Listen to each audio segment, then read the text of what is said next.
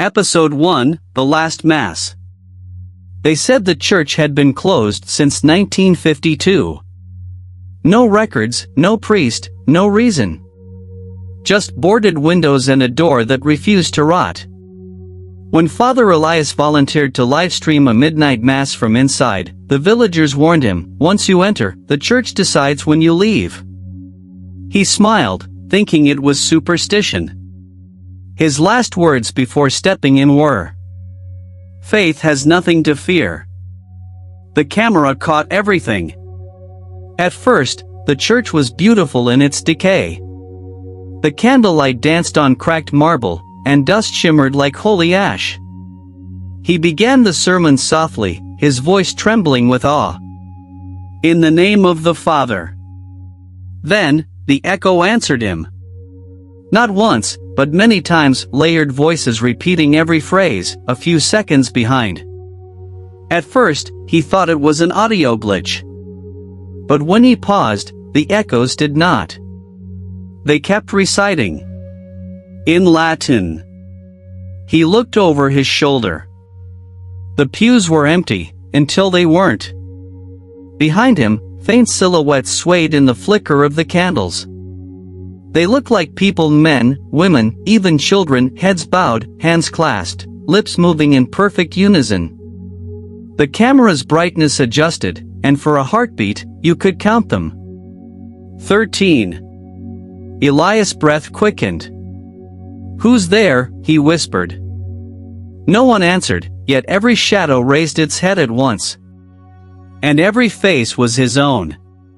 He stumbled back, knocking the chalice over. Wine spilled across the floorboards, thick, too dark for wine.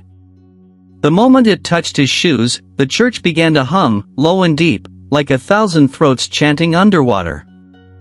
He tried to run, but the door was gone. Only a wall stood where it had been, covered in carvings that looked like open mouths. The stream chat exploded, viewers typing, "Run, Father," and "Who are those behind you?" He turned back toward the camera. And there they were, sitting in the pews, perfectly still now, eyes glowing faintly like candles about to go out. "Stay with us, Father," a dozen voices whispered through his mic, all matching his tone. He dropped to his knees. The camera tilted, as if something unseen had brushed past it. Then came the final frame, the altar, now empty, and a single candle still burning. In its flame, the reflection of Father Elias was smiling. The stream continued for 6 more hours. No one entered or left the church. But the microphone stayed live, picking up faint prayers, sometimes laughter, sometimes the sound of more pews creaking. When police arrived at dawn, the church was silent again. The live stream was still running, but the title had changed on its own. It read, "Mass ongoing. Entry closed." Episode 2, The Woman in Pew 7.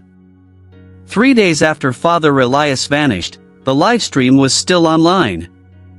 The screen showed only the altar, the same candle, still burning, its flame swaying in a rhythm no draft could explain. That's when Clara Deneuve, a local photographer, decided to enter. She told her husband she just wanted a few pictures of the place before the police sealed it for good. But deep down, she wanted proof that the church wasn't cursed, that faith couldn't rot. She entered at 3:02 p.m. Her camera began recording at 3:03. The first photo showed the nave, empty pews, cracked stone, faint streaks of light falling through shattered glass. The second photo, taken only 10 seconds later, captured a woman. She sat in pew 7, back straight, veil black, hands folded neatly over a rosary. Her skin was pale, almost gray, like candle wax. Clara froze. She hadn't seen anyone when she entered. "Madam," she whispered. No answer. She raised her camera again. Through the lens, the woman was still there. But when Clara lowered it, pew 7 was empty. She exhaled a shaky laugh, thinking it must be reflection or pareidolia. Then she looked at the small screen on her camera. The woman was now turning her head toward the lens. Clara's heart slammed against her ribs. She hit record. The footage later found on that camera lasts exactly 2 minutes and 47 seconds. In it, Clara walks closer, whispering prayers in broken French. The woman's head keeps turning, slowly, mechanically, until her face finally faces the camera. But it's not a face. It's a hollow mask of cracked plaster, eyes painted on. And when Clara steps closer, the mask smiles. The sound that follows isn't human. It's like 1,000 whispers inhaling at once. The video trembles violently, light bending, air thickening, then cuts to black. At 3:50 p.m., Clara's husband received a call from her number. Only static. Hidden beneath it, a faint voice repeating, "Seat 7. Seat 7.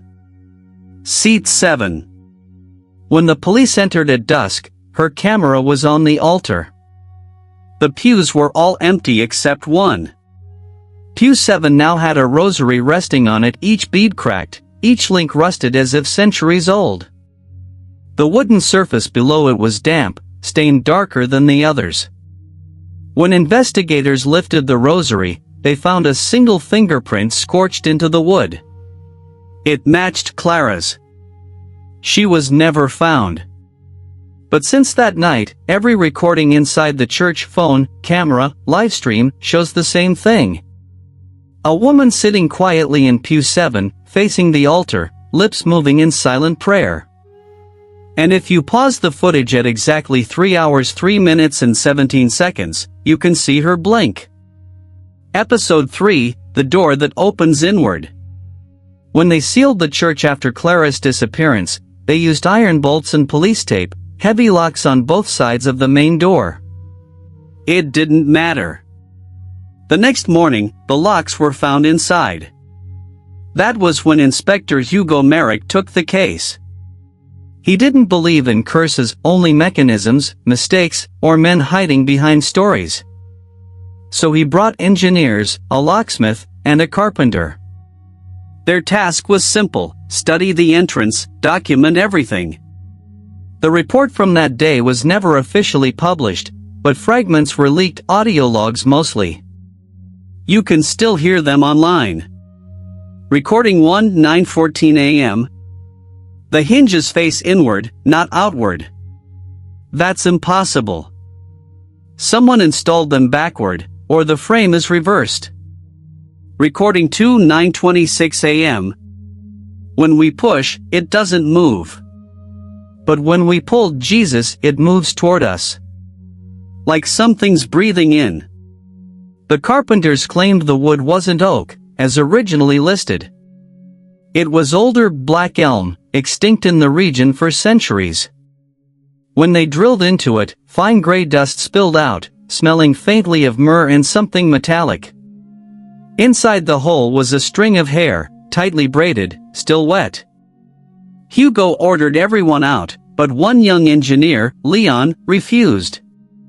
He swore the door had changed shape. It now had faint carvings, a pattern of circles and letters running along the arch.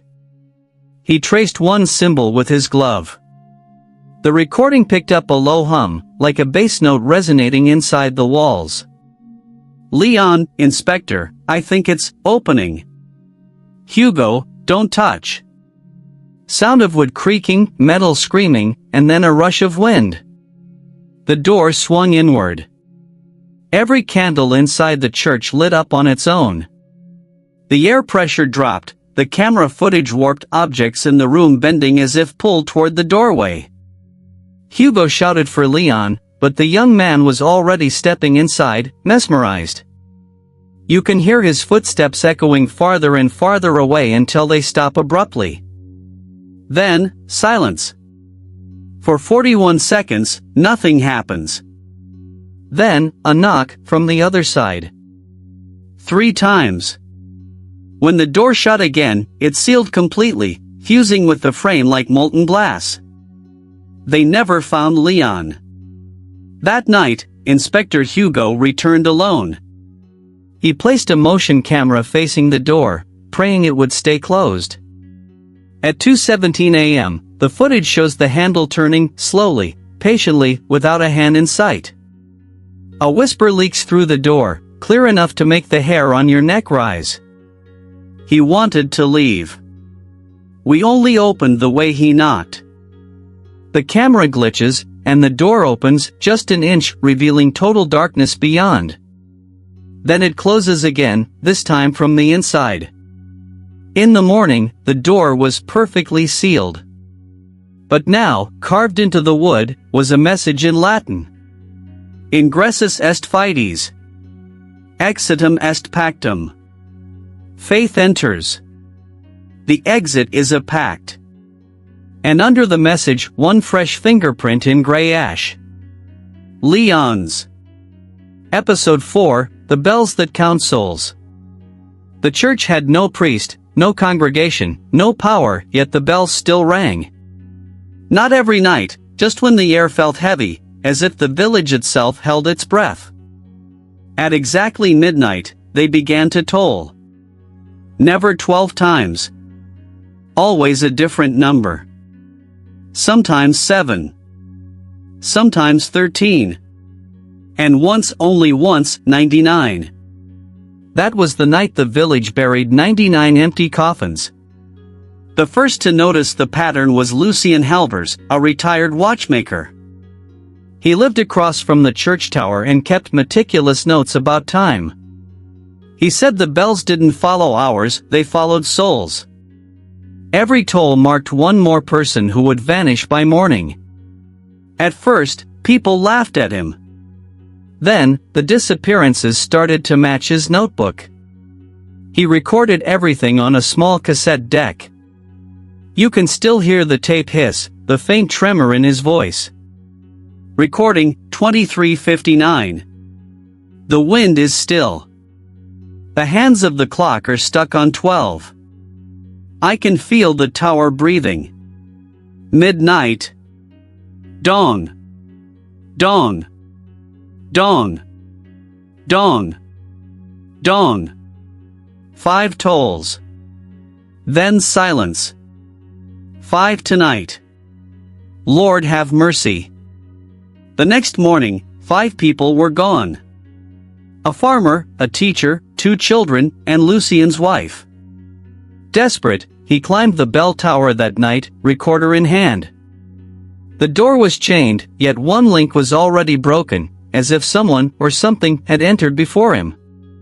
Inside, the ropes hung untouched, but the bells swayed gently, ringing on their own. Lucien shouted, "Who's ringing them?" His voice echoed up through the beams. The bells replied with 6 low tolls. He didn't flinch until he realized he'd just made the list. The sound that followed wasn't metal, it was breathing. Each bell exhaled a mist, pale and cold, that drifted toward him. The higher he climbed, the thicker it became, until the world below disappeared into fog. At the top, he found something worse than death. There were names carved into the bronze, every villager's name etched deep into the metal as if burned from within. Beside his wife's, still glowing faintly, was his own. Lucien dropped the recorder. It hit the floor 50 feet below, but the bells didn't stop. They kept ringing 6, 7, 8 until his voice joined them, echoing with the others. The following morning, the villagers gathered in terror. The bells were silent now. But when they looked up, they saw 6 dark shapes hanging motionless from the ropes, swaying slightly with the morning breeze.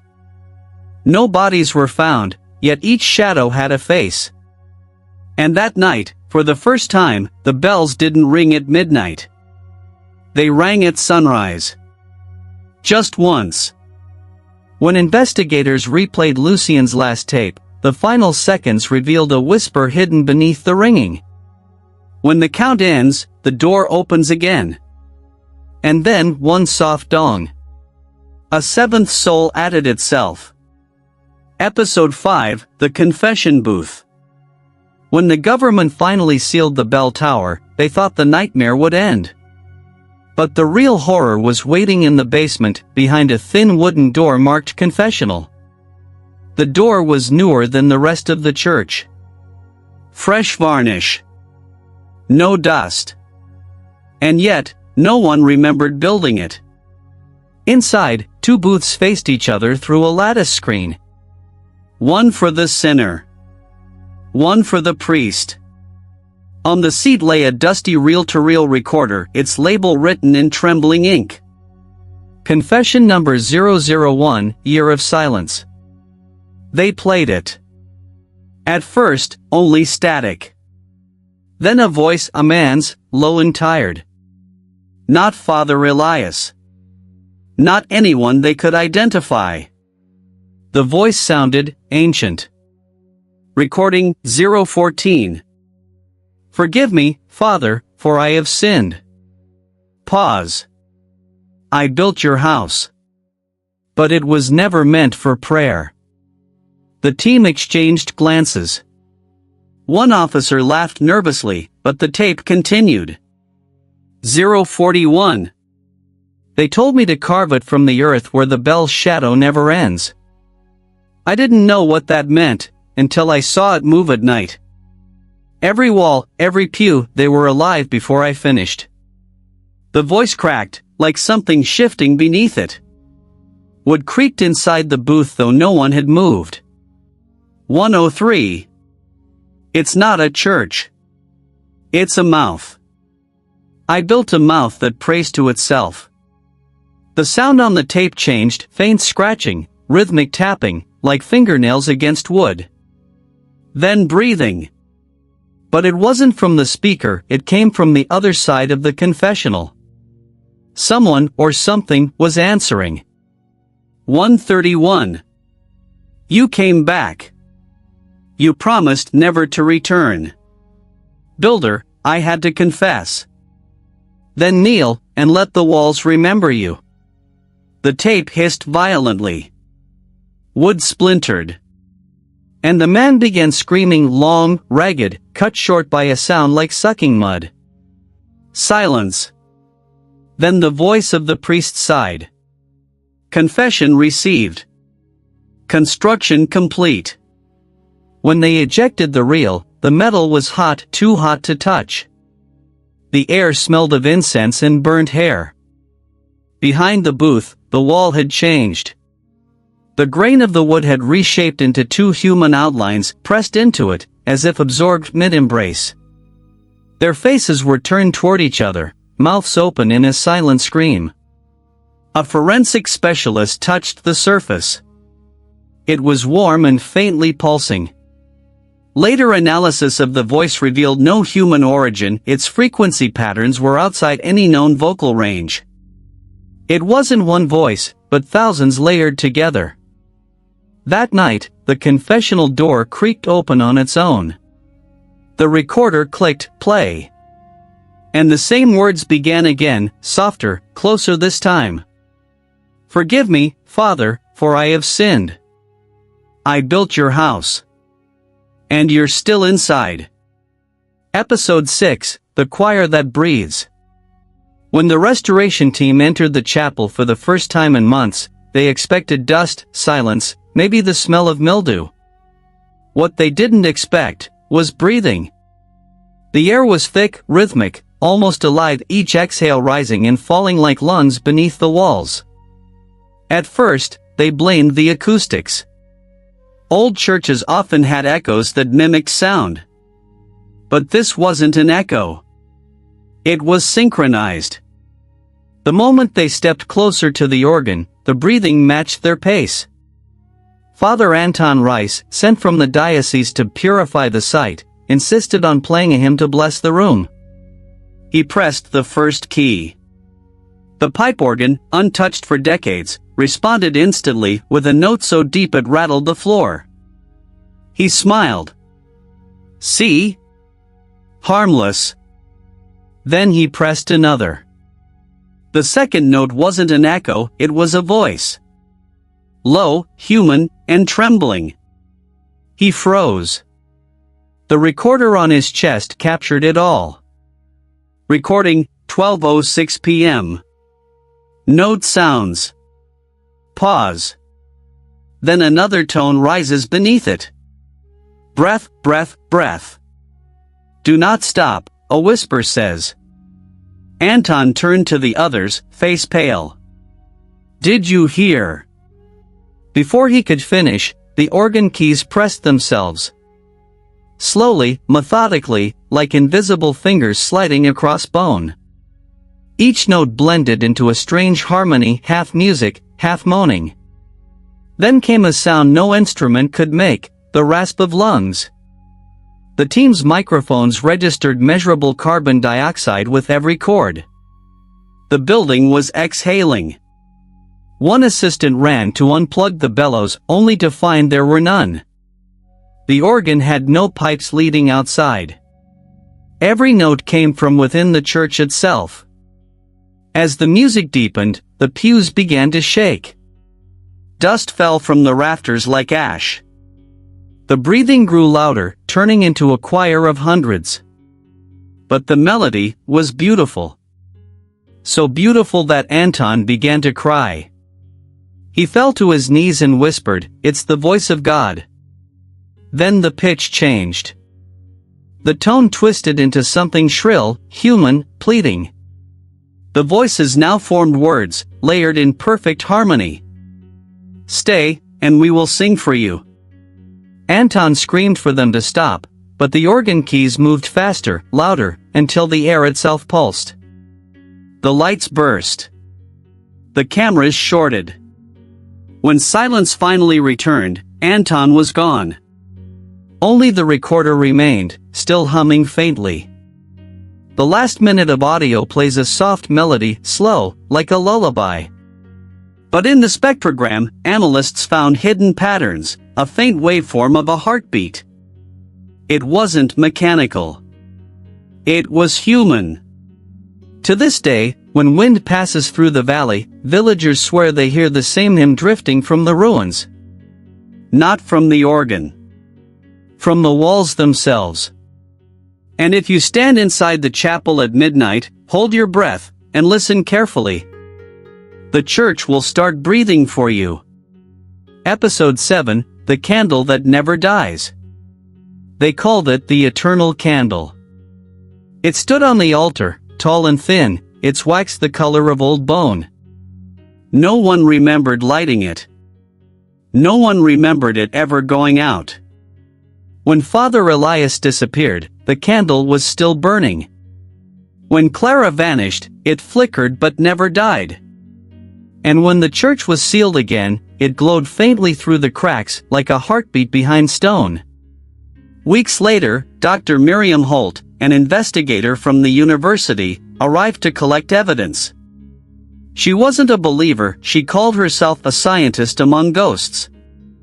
Her first act was simple, she blew out the candle. The flame resisted once, twice, then vanished with a hiss like a sigh. The church fell completely silent. For the first time in decades, the air felt still. She smiled and wrote in her notebook, "Myth dispelled." At 9:47 p.m., she left the church. At 9:53 p.m., her assistant, Liam, found her car abandoned on the road. Inside was her camera, still recording. The footage began normally, her walking through the nave, muttering about candle composition, paraffin ratios, residual heat. Then, the temperature dropped. The lens fogged. Behind her, the candle relit itself. A flame, small and trembling, rose again, without oxygen, without touch. As she turned to look, the audio picked up something faint beneath her voice. "One must burn to see." Her face twisted in confusion. "Who's there?" she whispered.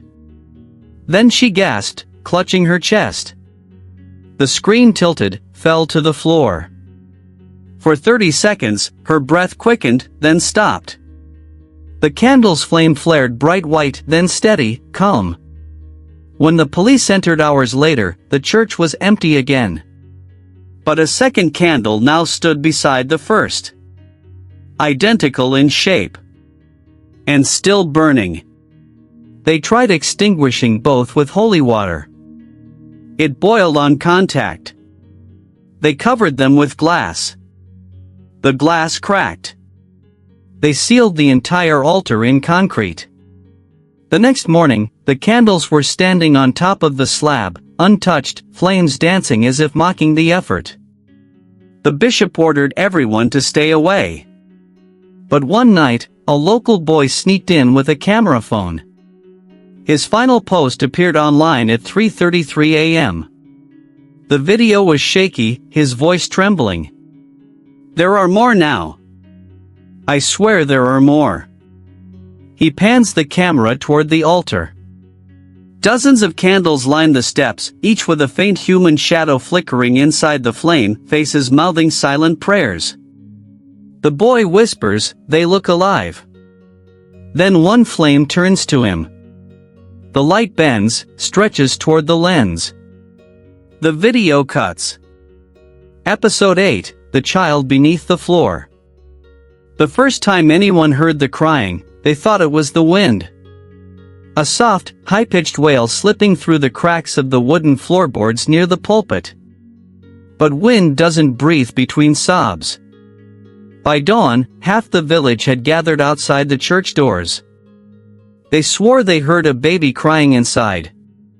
Yet no one had been inside for months, and the candles, those impossible, unending flames, still burned steady behind the stained glass.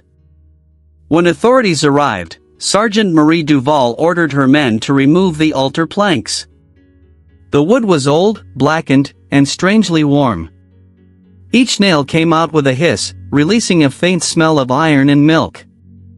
Beneath the floor lay a small coffin. White.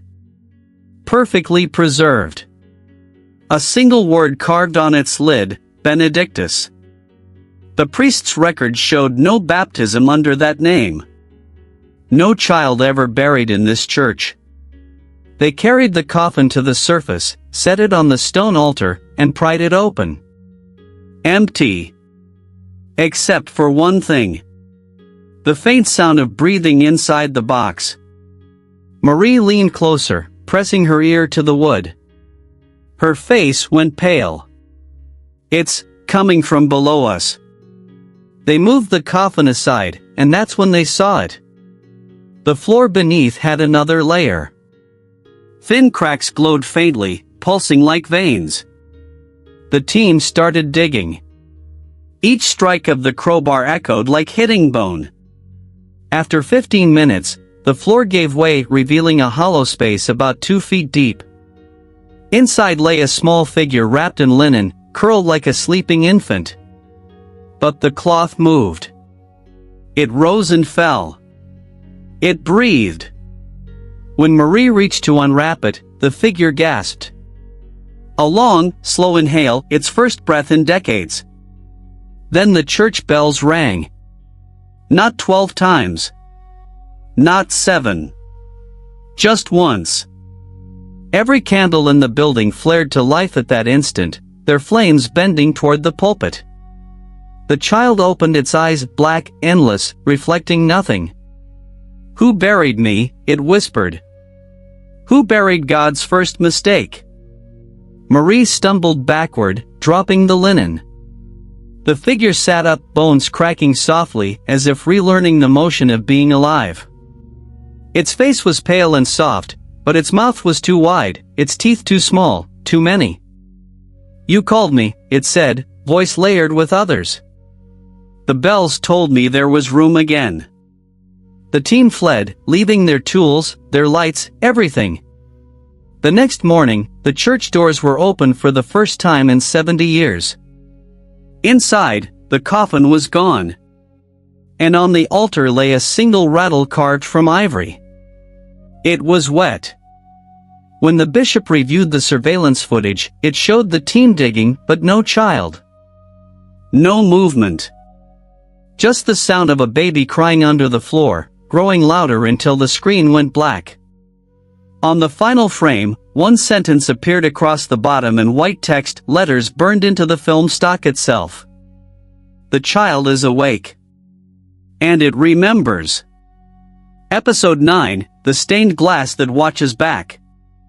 At noon, when sunlight touched the church's facade, the stained glass saints used to glow with divine calm. Now, they stared back. Each window showed a face from Scripture, the Virgin, the Apostles, the martyrs. But after the night the coffin was opened, something changed. Their eyes were no longer turned toward heaven. They looked inward. And when the villagers walked by, the eyes followed them. Elena Rousseau, an art restorer, was brought in to study the phenomenon. She laughed when she first heard the rumors. "Glass doesn't move," she said. But when she stepped into the nave and sunlight streamed through the windows, her laughter died. The saints' faces glistened as if wet. And in their irises faint reflections of movement that didn't exist in the room. She aimed her camera. The lens caught what the human eye couldn't, the expressions shifting. The Virgin's gentle smile stretched wider, toothless and cold. St. Peter's eyes rolled down to meet hers, pupils dilating like a living creature adjusting to the light. That night, Elena stayed behind to document everything. She set up a time-lapse, one frame every 5 seconds, and sat beneath the largest window, the crucifixion of St. Michael.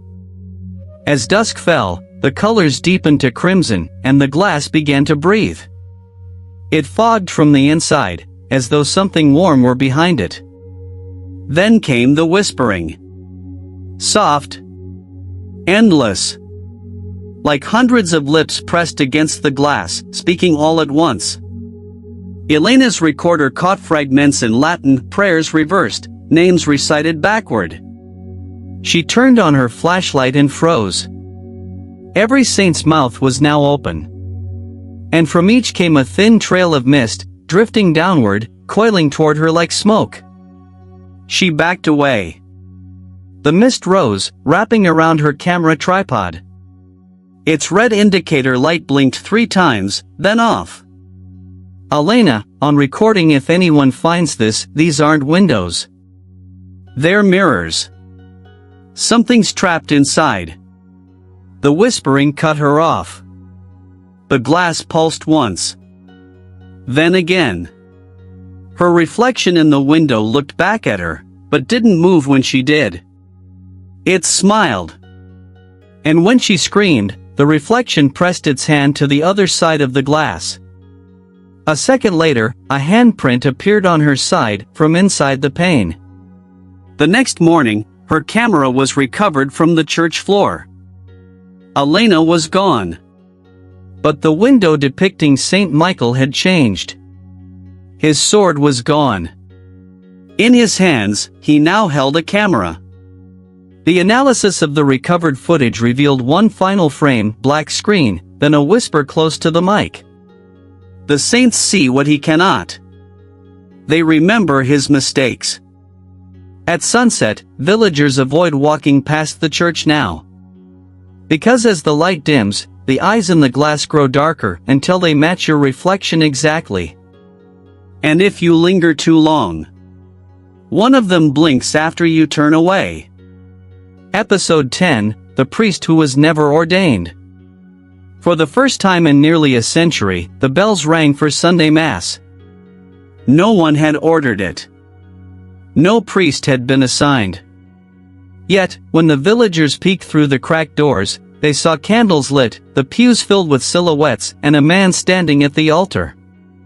He wore a spotless cassock, white as bone, and spoke softly in a voice that carried through the empty streets. "You've all come back at last," he said. "Faith is patient. Faith waits." He called himself Father Mikhail. No record of him existed in any parish. No birth certificate. No ordination. Still, he performed the rituals perfectly, Latin gestures, even the trembling humility of a man touched by grace. And yet, his reflection never moved in sync. When he lifted the chalice, the reflection lingered behind, staring directly at the congregation instead of the cup. Someone recorded it on their phone. The video lasts 47 seconds before the screen turns black, filled with faint whispers counting upward. Uno, duo, tres. It stops at 13. That same night, 13 villagers went missing. The next Sunday, Father Mikhail appeared again, this time broadcasting the service live on the church's old audio system, though no power ran to the building. His sermon was strange. Gentle, hypnotic. "We are not saved by leaving," he said. "We are saved by staying where the door does not open." He smiled often, but his teeth were too even, too many. When a villager named Tomas dared to question him, shouting that no real priest would bless this cursed place, Mikhail turned his eyes on him.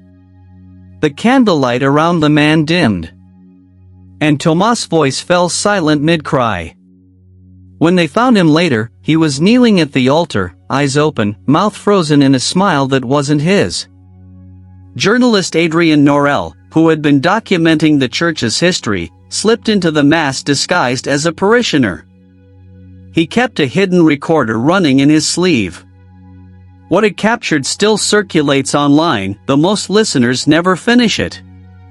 Recording, 11:07 a.m. Mikhail, confession is not for forgiveness. It's for continuity. Each of you carries a voice that was once mine. Adrian, who are you? Mikhail, chuckling softly, you already know. You've written my name in your articles, though you never meant to. Adrian, you're lying. Mikhail, then say your name backwards. Adrian's breathing quickens. He tries. The tape distorts, letters tangled, time slipping. Then Mikhail whispers something that makes the microphones tremble. I was ordained before the first door closed. When the recording ends, there's a faint sound of footsteps followed by a wet dragging noise. At the final second, a whisper close to the mic. Father Mikhail will see you next Sunday. The following week, villagers heard bells again. But this time, no one went inside. Through the cracked windows, they saw only the priest standing alone before the altar, smiling at the empty pews, nodding gently as though listening to invisible voices. And when lightning struck the steeple that night, his silhouette was still there. Unmoving. Waiting. The next morning, carved into the church door in perfect calligraphy were the words, Attendance complete. Episode 11, The Baptism of Silence. The church doors opened on their own that morning. No sound, no breeze, just that slow, deliberate motion, as though the building itself had decided it was time for another service. And waiting at the threshold was a family. The Stalins. Mother, father, and a baby wrapped in white lace. They said they came for baptism. No one knew where Father Mikhail was. The pulpit stood empty, the altar bare except for the twin candles that never died. Yet when the family entered, the air changed. The candles leaned forward as if bowing. And the font, the stone basin of holy water long dry, was full again. Clear. Still. Waiting. Mrs. Stalin gasped. It wasn't filled when we arrived. Her husband, trembling but desperate, whispered, if it's holy, it's his will. They stepped closer. The baby began to cry not in fear, but with a strange rhythm, as though repeating a word none of them could understand. The church responded with a hum that seemed to come from under the floor. The mother dipped her fingers into the font. The water was warm. She felt something move beneath it, like breath. Still, she lifted a handful and traced the sign of the cross on her child's forehead. The baby went silent. Then, from the shadows, a voice whispered, He accepts. They turned. Father Mikhail stood behind them, robes immaculate, though no one had seen him enter. He smiled gently. "You brought him his vessel." Mr. Stalin stammered, "Oh, our son, he's sick, we just wanted him blessed." Mikhail's tone was tender, almost fatherly. "He is blessed.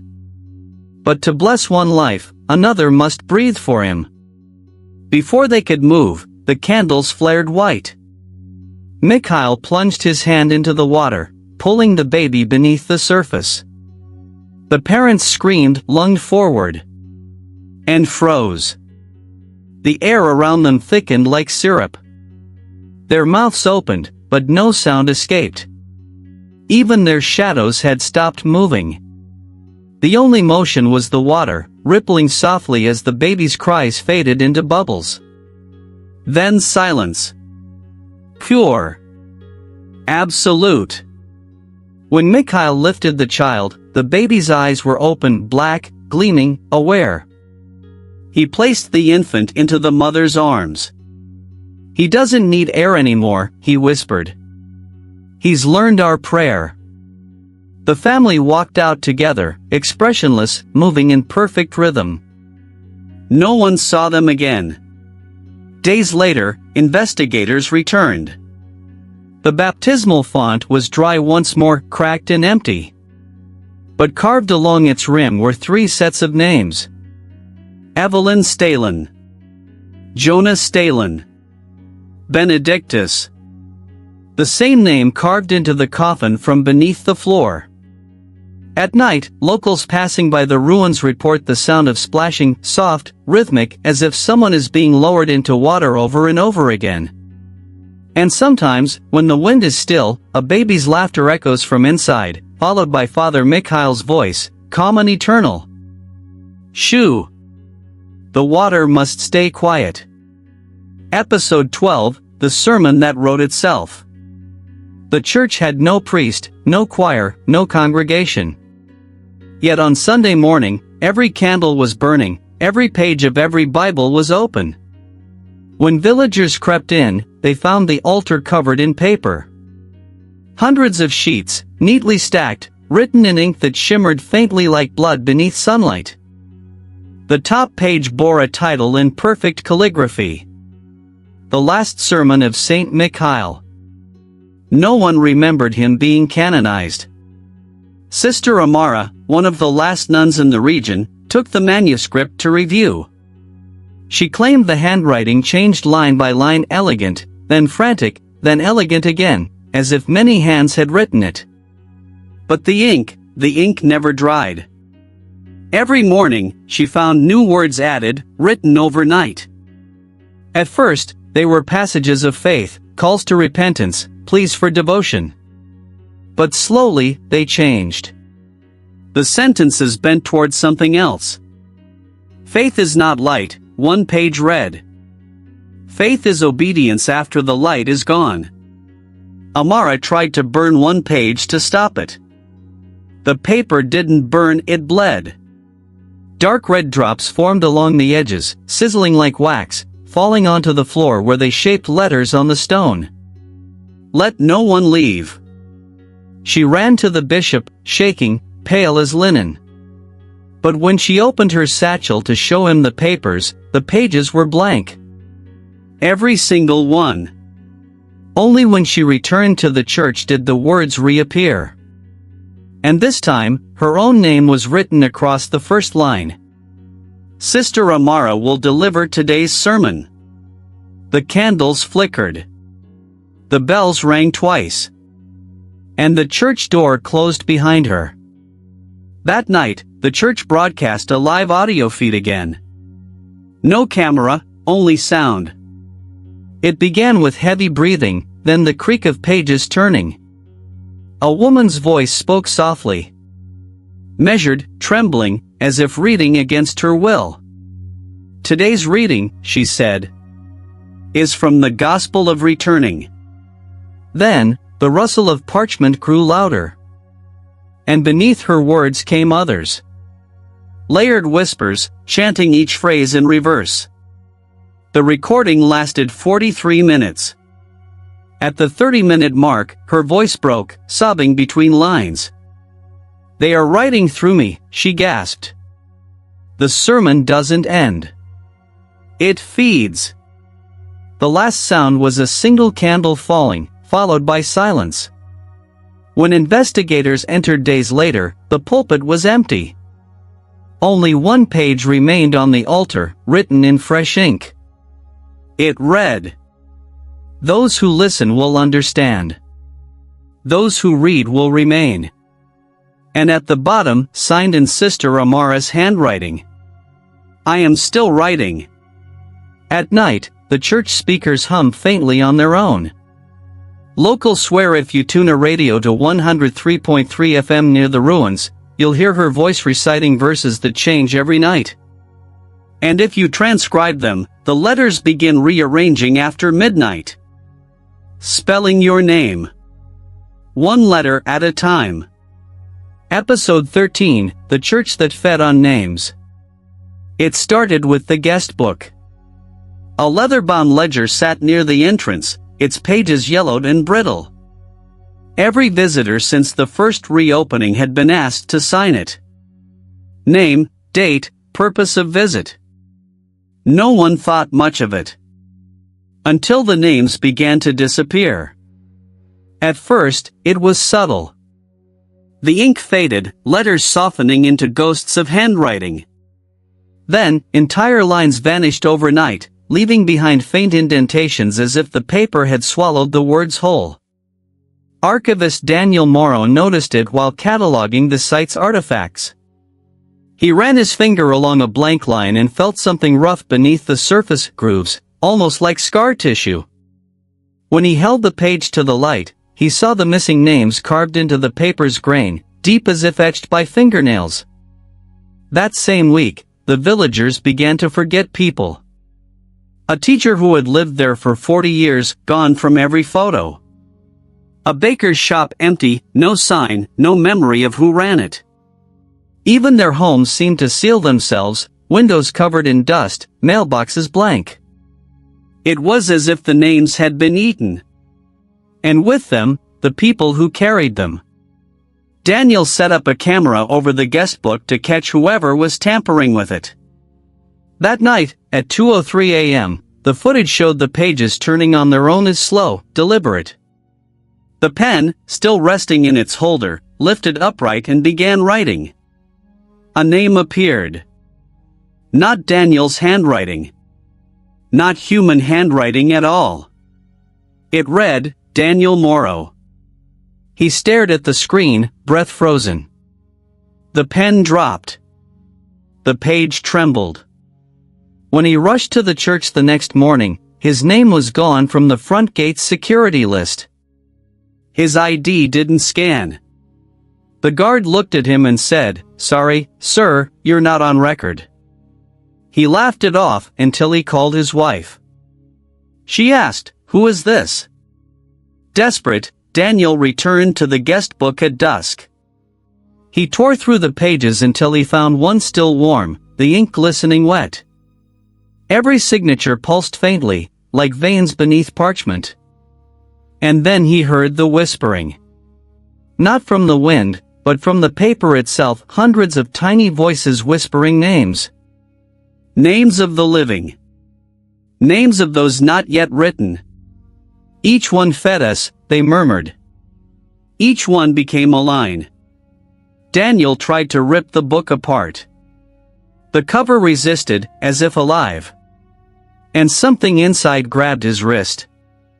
He screamed, yanking free, leaving behind a piece of skin caught between the pages. The book closed on its own. When officials arrived later, all that remained on the altar was the guest book. Now bound shut with what looked like a strip of human flesh. Its title had changed. The Register of the Faithful Departed. The next day, Daniel's house was empty. His name disappeared from every document, every record, even his birth certificate. But at night, if you walk past the church and listen through the crack of the door, you can hear the sound of pages turning. And a whisper repeating a name over and over. Daniel, Daniel, Daniel, until it fades, replaced by another. Yours. Episode 14, The Cross That Pointed Down. At dawn, a storm rolled across the valley, thunder echoing through the empty hills. When it passed, the villagers looked up at the steeple and screamed. The cross atop the church had turned upside down. No one had climbed the tower. The ladders were still rusted through, the door chained from the outside. Yet the heavy iron cross now hung inverted, its lower point aimed like a spear toward the altar below. And something red dripped from its base, trailing down the roof tiles in long, trembling lines. The bishop declared it an act of vandalism. He summoned 2 workers to set it right again. They arrived at noon, both lifelong residents, both men of faith. By 1 p.m., only one came down. He was shaking, eyes wide, clothes soaked with rain and something darker. He refused to speak, only pointed upward with a trembling hand. The other man was still there, impaled through the shoulder by one of the cross's beams. His body hanging limp, head bowed as though in prayer. But the strangest part wasn't the blood. It was the position of his arms. They were raised, not in agony, but in worship. That evening, investigators entered the church to examine the fallen drops. The samples weren't blood, not exactly. Under the microscope, they pulsed faintly, reacting to light.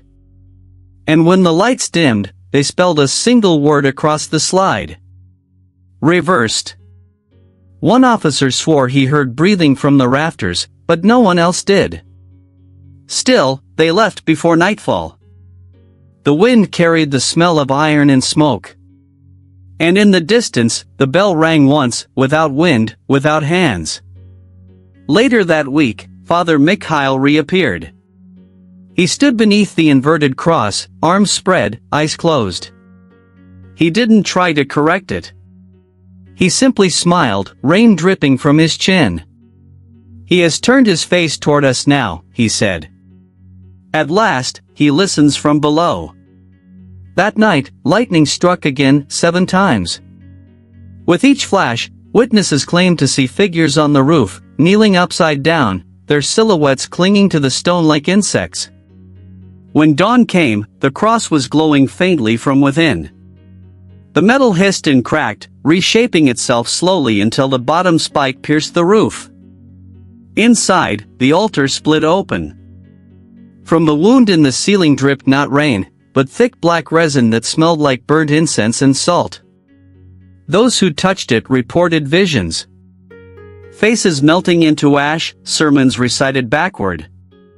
And one phrase whispered over and over. The kingdom is beneath. The following morning, the bishop arrived to consecrate the site. But when he lifted the holy water, it turned dark in his hands. The ground trembled. And from above, a drop of molten iron fell, sizzling through his robe and into his chest. He died instantly, mouth open, eyes fixed upward. When his body was found, both pupils were mirror images of the inverted cross. That night, the villagers swore they saw light shining upward from beneath the church, as though something below was worshipping the sky. And for the first time, the church bell rang 13 times. Not from the tower. From underground. Episode 15, The Choir Returns. It began on a Tuesday night, clear sky, no wind, no reason for sound.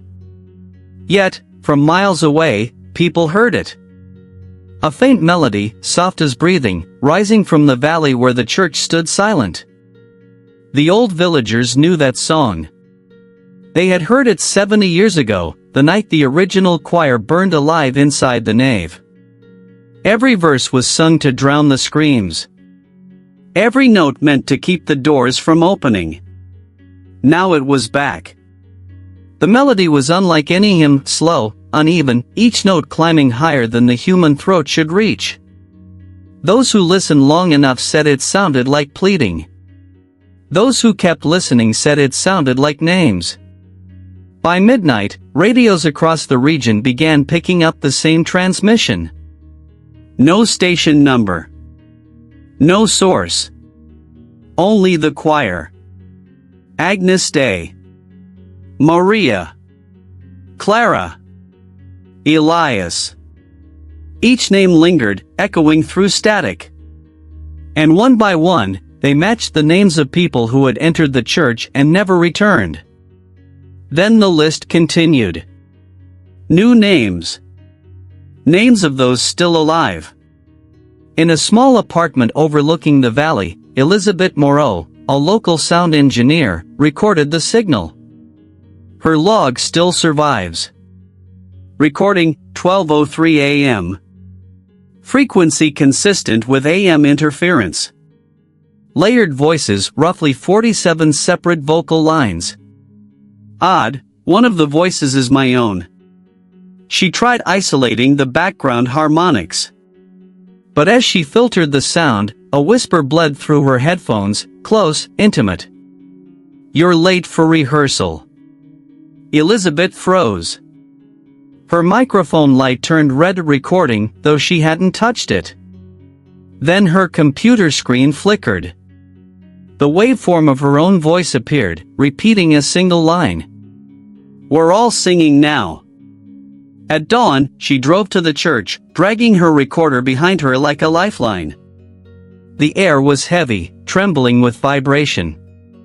Even the trees seemed to hum. Inside, the pews were filled again. Not with people, but with shapes made of mist and light. Each one flickering to the rhythm of the song. Elizabeth stood in the aisle, trembling. I'm here, she whispered. The choir stopped. And from the altar, a voice answered, deep, resonant, layered with hundreds of others. We have waited for our conductor. She raised her recorder as the figures began to move. Mouths opening in perfect unison. Their sound shaking dust from the rafters, cracking stone. A harmony so precise it tore the silence apart. When she screamed, her voice didn't echo. It blended, becoming part of the music. That night, every radio in the valley turned on by itself. The same melody filled the air, now accompanied by a new voice, hers. It repeated one chilling phrase between verses. We sing until everyone listens. By morning, the church windows had shattered outward. Inside, nothing moved. Only the faint trace of sheet music scattered across the floor. The notes rearranged to spell two words. Your turn. Episode 16, The Mirror Behind the Altar. No one knew when the mirror appeared. It wasn't there the week before. And yet, one morning, it stood behind the altar, tall, silver, flawless. Reflecting a version of the church that didn't belong to this world. There were no footprints near it, no dust on the frame. Just a faint inscription along the bottom edge, etched so fine it could only be seen when candlelight trembled across it. As above, so below. Dr. Victor Haynes, a physicist fascinated by the church's anomalies, was the first to examine it. He said the glass wasn't glass at all. The surface registered no temperature, no weight, no chemical structure. When he touched it, his fingers left no print, but the mirror rippled. As if it were water reflecting something deep beneath the surface. He whispered, almost in awe. It's not showing us. It's showing where we're not. That night, he returned with his assistant, Lara. They set up cameras, lights, instruments. At 11:45 p.m., the mirror began to fog from the inside. The reflection changed. The pews were filled again, but the figures sitting there weren't made of flesh. They were shadows cast by nothing, pale silhouettes kneeling in reverence. Each face was blurred except one. At the altar stood Father Mikhail.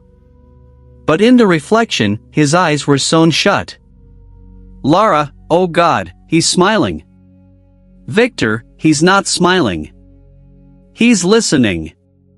They watched as his reflection raised a hand toward the glass.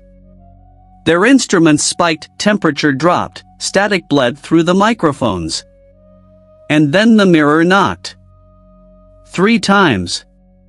Lara screamed. The cameras went out.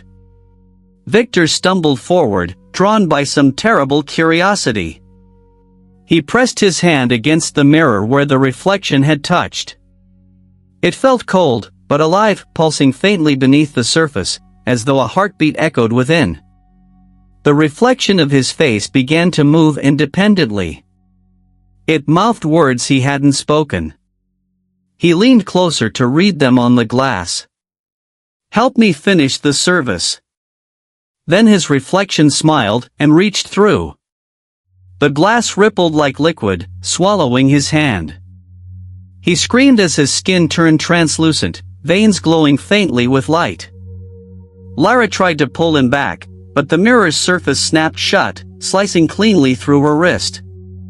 The church bells rang once low, distant, like a groan from the earth. When rescue teams arrived hours later, Lara was found unconscious beside the altar, her wound perfectly cauterized. No trace of Dr. Haynes remained. But in the mirror's reflection, frozen under candlelight, you can still see him standing there behind Mikhail, holding a book open in his hands. His mouth moves in silence, reciting something no one can hear.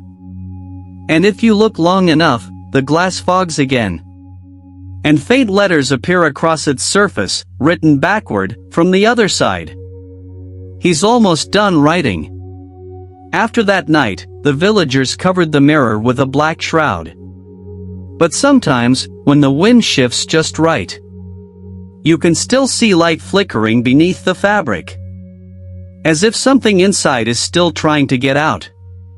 Episode 17, The Priest's Diary. The diary was found inside a hollowed Bible, hidden beneath the altar, its pages blackened at the edges, the ink faintly shimmering as though still wet. The first entry was dated March 3, 1952, the day before the church was officially sealed. The name written on the first line made everyone's blood run cold. Father Mikhail. Most entries began like any priest's journal, confessions of doubt, sermons half-written, notes about his flock. But by the final pages, the tone shifted. The handwriting slanted, sentences bled into one another. They told me the walls were sacred, he wrote. But the walls listen.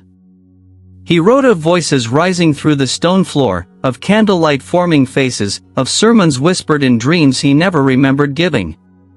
He claimed the church itself was learning, writing through him each sermon is seated buried deeper into his soul. Every amen feeds it, one line read. It grows on faith the way flame grows on oxygen. The next section was written in red. No one could determine whether it was ink or blood. It chronicled what he called the seventh Mass. He described locking the doors at midnight, leading his congregation in prayer. But as he raised the chalice, the wine turned black, and every candle bent toward the ceiling as if gravity had reversed. One by one, the parishioners began to hum the same note, a sound so low it made his teeth ache. They did not look at me, he wrote. They looked through me. Then came the final lines before the entry broke into smudges and fingerprints. I understand now. The church isn't a house of God. It's the body of what came before him. In the back of the diary was a loose photograph, grainy, faded. It showed Father Mikhail standing before the altar, surrounded by blurred shapes that looked almost human. But the reflection in the brass chalice betrayed something else. He wasn't holding the Bible. He was holding the same black-covered book that had written itself weeks before. As investigators read on, the text changed. Words rearranged themselves on the page, ink shifting as though alive, rewriting in real time. A new entry appeared at the bottom, dated today. The reader will finish what I began. The diary slammed shut. When they opened it again, all pages were blank. Except the last one, which now bore a fresh signature in a trembling hand. Father Mikhail. And below it, Victor Haynes, the physicist who vanished into the mirror.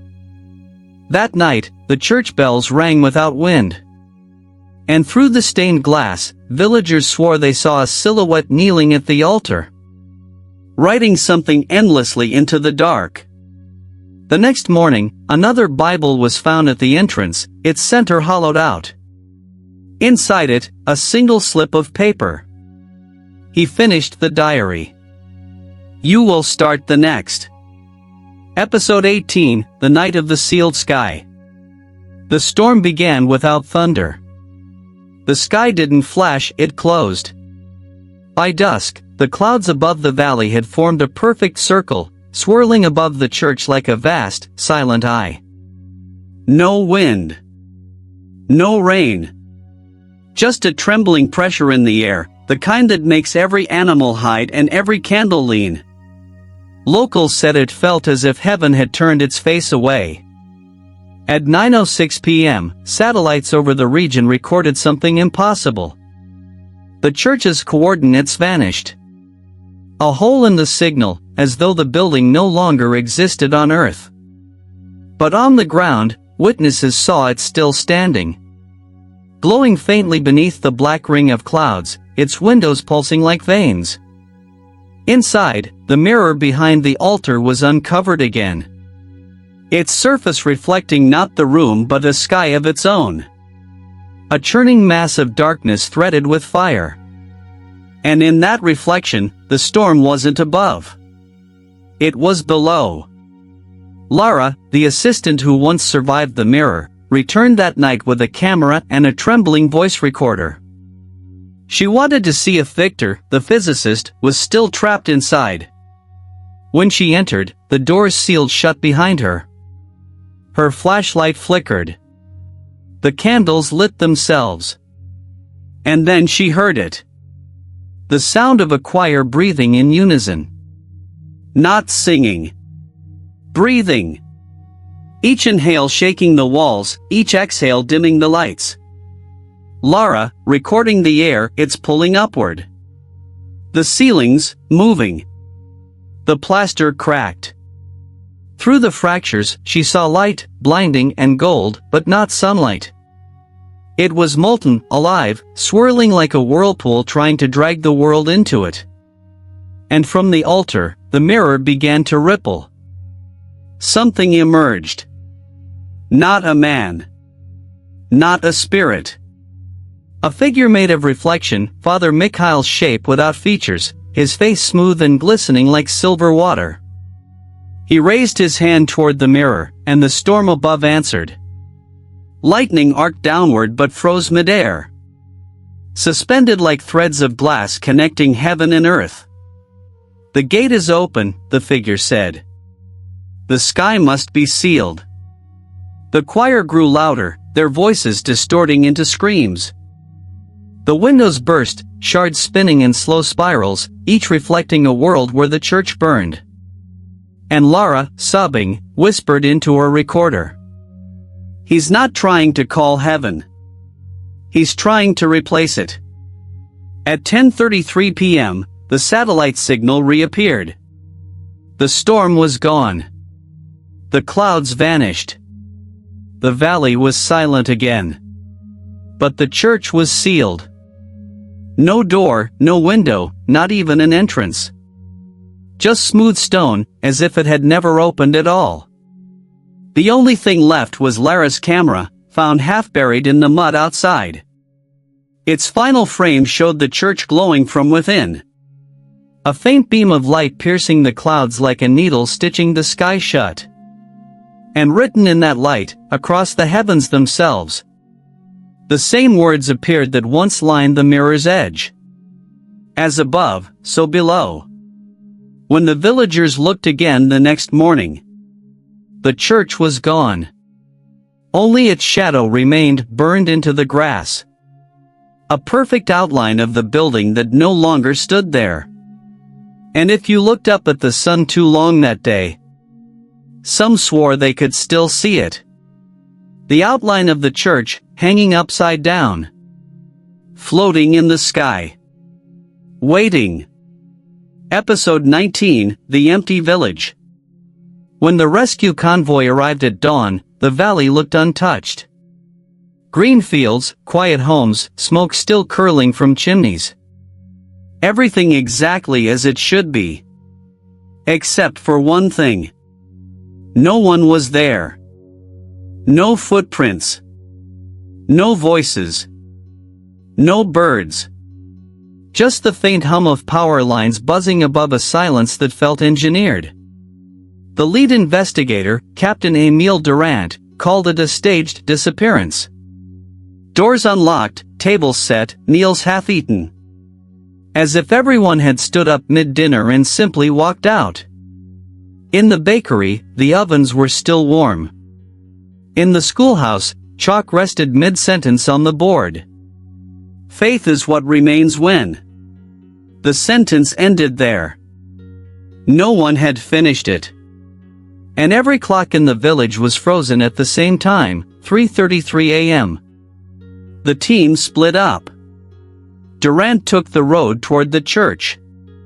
The building, which had been gone the night before, now stood once more. Whole, immaculate, its steeple glinting in the pale morning sun. But something was wrong. Its shadow stretched away from the light. Longer than the valley, fading into a horizon that no longer looked real. Inside, the air was colder than ice. Candles burned in rows, though no flame moved. And the pews. The pews were full again. Not with bodies. With shells. Human shapes made of ash, each sitting perfectly upright. Their hands folded in prayer, their faces featureless. A fine layer of soot covered the floor. And in it, footprints, fresh, small, circular. Like someone had been walking in endless circles between them. Durant's second-in-command, Lieutenant Fay, whispered, "Sir, they look hollowed." Then one of the ash figures turned its head.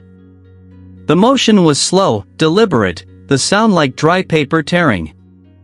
Its face cracked, revealing a faint glow within. Not fire, light. A dim, golden pulse beating like a heart. Every head turned toward the intruders at once.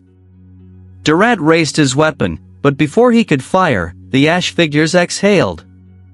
The breath hit like a gust of hot wind, scattering their own bodies into dust that spiraled upward, forming a single column of smoke that hovered beneath the ceiling. The column began to twist, taking shape. Faces forming and dissolving in its surface, voices murmuring in unison. He sealed the sky, it whispered. Now we are what's left beneath it. Radios crackled. Every channel erupted with distorted prayers in multiple languages. Outside, the sun dimmed. Not hidden by clouds, but swallowed. As though the light itself were being pulled away. Durant tried to call for evacuation. Static. Then a voice answered, not human, not machine. You are the last service. The church doors slammed. When the rescue team didn't return, a second group was sent 3 days later. They found the vehicles empty, engines still warm, radios still on. Each one tuned to the same frequency, 333 megahertz. From the speakers came a soft chorus of voices humming the same melody that once belonged to the choir. And in the middle of the road, carved deep into the asphalt, were 5 words. The village heard the call. At night, when fog settles over the valley, lights appear where the houses once stood. Hundreds of faint glows, flickering in rhythm like candles.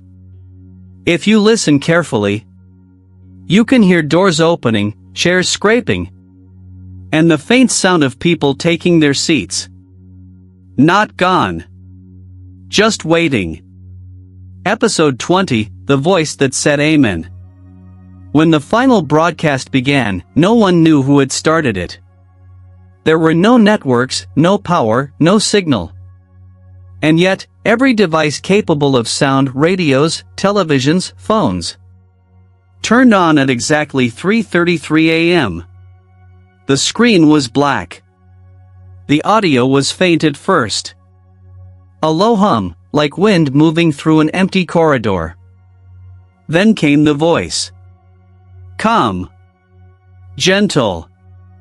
Terrifyingly familiar. This is the last Mass. It was Father Mikhail. Or something wearing his voice. He spoke as if to an unseen congregation, every word echoing with 1,000 overlapping tones. Behind him, faint sounds, footsteps, pages turning, whispers of prayer. Faith built this house, he said. But faith must also close it. As he spoke, the broadcast screens flickered. Viewers around the world saw brief flashes. A candle burning upside down. A reflection staring back without a face. A church door that opened inward and led to nowhere. Then the camera steadied on the altar. There was no light source, yet the scene glowed with a golden haze. Like sunlight trapped underwater. The pews were filled again, not with people, but with shadows of those who had once entered. Every outline was familiar to someone watching. Families, friends, lovers, faces forgotten by time, now sitting together in silence. The voice continued. Heaven did not forget you. It only closed its eyes. And then came a sound, soft, steady, rhythmic. Breathing. Thousands of voices inhaling in perfect unison. The camera turned slowly, panning toward the pulpit. Behind it stood the mirror. No longer silver, no longer whole. It rippled with light, showing a vast expanse of sky, swirling inward like a wound in reality. From within that reflection, a shape emerged. Not Mikhail. Not human. Something larger, formless, shifting between faces as it spoke through them all. You have prayed long enough, it said. Now you will be remembered. The pews began to rise, silhouettes lifting from the floor. Their forms unraveling into dust that streamed upward. Disappearing into the reflection's glow. In the final seconds of the recording, the voice softened to a whisper. Say it with me. And across the world, those listening, those who could not look away, felt something in their throats tighten. The air trembled, thick with sound unspoken yet shared. Then the entire congregation, seen and unseen, spoke together. Amen. The light burst, flooding every screen with white. Then silence. All broadcasts stopped. At dawn, rescue teams returned to the valley one last time. The church was gone again. Not destroyed, erased. Only a circle of scorched earth remained. And at its center, a single object resting in the ash. A microphone, melted. Still warm. When they played the last minute of its recovered audio, the tape captured nothing but static. Until, faintly, beneath the hiss, a voice breathed one final line. The door has closed. And yet, on nights when the moon is hidden and the air tastes of rain, if you tune any old radio to 3:33 a.m., you might still hear it. A distant hum. A whispering mass. A single word echoing through the static like a heartbeat that refuses to die. Amen. Epilogue, The Church with No Exit. A final confession. They say the valley is empty now. No houses, no roads, no sound. Just a place that the maps avoid. A blank space where the coordinates once were. But when the wind moves in from the east, you can still hear it. The faint toll of a bell that no longer hangs anywhere. The survivors, if that's what they are, speak of dreams. Dreams of pews filled with faceless people. Of sermons whispered backward. Of mirrors that breathe. They wake up with ash beneath their fingernails. And hymns caught in their throats. Some say it was never a church at all. That it was a doorway. That it was built before the first prayer was ever spoken. Waiting for someone to mistake its silence for faith. For a while, I thought the story ended there. Until last week. A parcel arrived on my doorstep. No return address.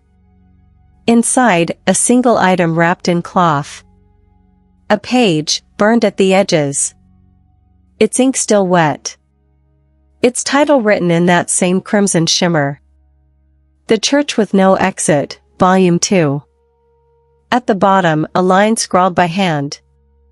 The door never closed. It just changed sides.